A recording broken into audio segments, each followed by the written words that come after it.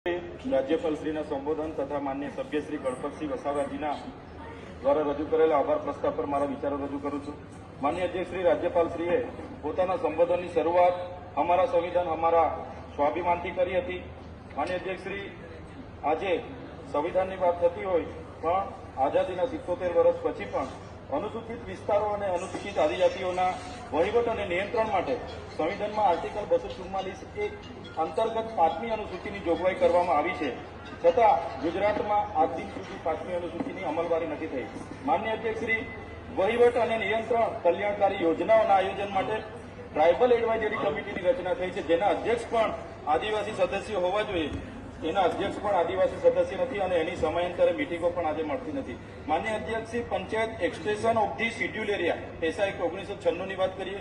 આજે ધરાતલ પર પૈસા એક્ટની પણ ચુસ્ત અમલવારી નથી થઈ. માન્ય અધ્યક્ષશ્રી, આપણે 73AA બધા જાણીએ છીએ કે જે રીતના મહીસાગર, દાહોદ અને કેવડિયામાં ગેરરીતિઓ ઉલ્લંઘન કરીને જે 73AA જમીનો બીજા નામે ટ્રાન્સફર થઈ એના પર જે કાર્યવાહી થઈ તે પણ દર્શાવે છે કે 73AA પણ અર્થઘટન અલગ અલગ કરવામાં આવે છે. માન્ય અધ્યક્ષશ્રી, રાજ્યપાલશ્રીના સંબોધનમાં એક ભારત શ્રેષ્ઠ ભારતની વાત થઈ.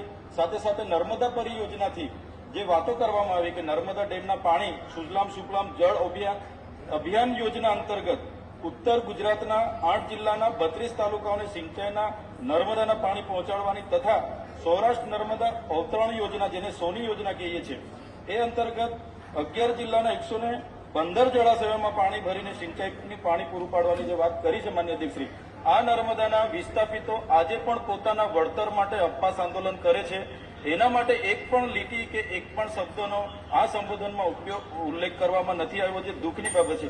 જે લોકોએ માન્ય અધ્યક્ષશ્રી જમીનો આપી છે, દેશના આઝાદીમાં એટલું બધું યોગદાન છે, દેશના વિકાસમાં એટલું બધું યોગદાન છે, એ વિસ્તારોમાં માન્ય અધ્યક્ષશ્રી આજે પણ આઝાદીના 78 વર્ષ પછી આજે અમારા જેવા ધારાસભ્ય શિક્ષકો માટે આંદોલનો કરવા પડે, શાળાઓ માટે આંદોલનો કરવા પડે, સિંચાઈના અને પીવાના પાણી માટે આંદોલનો કરવા પડે, રોડ રસ્તા માટે આંદોલનો કરવા પડે, તો ક્યાર સુધી અમે લડેંગે જીતેંગે, જિંદાબાદ મુર્દાબાદ, ક્યાં સુધી અમે આંદોલન નિવેદન કરીશું? એટલે માન્ય અધ્યક્ષશ્રી, આપના માધ્યમથી હું કહેવા માંગુ છું, આજે આદિવાસીનું સ્વતંત્ર શાસન નથી, એટલા માટે જ આદિવાસીનો વિકાસ નથી થયો.